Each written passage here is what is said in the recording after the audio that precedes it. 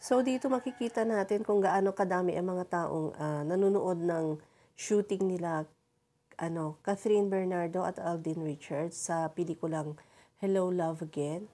So, dinadayo pa nila 'yan. Ang daming taong dumadayo sa iba't ibang lugar from nasa Canada sila right now. So, dinudumog sila ng mga tao para makita sila Catherine at Alden na nagsu-shooting ng Hello, Love Again. Pinagkakaguluhan talaga sila, no?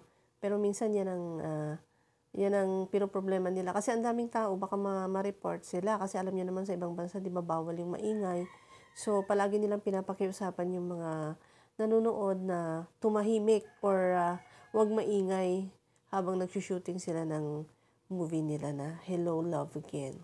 So, ito much awaited na nga itong movie na to, guys, no? Inaabangan ng madami. Thank you.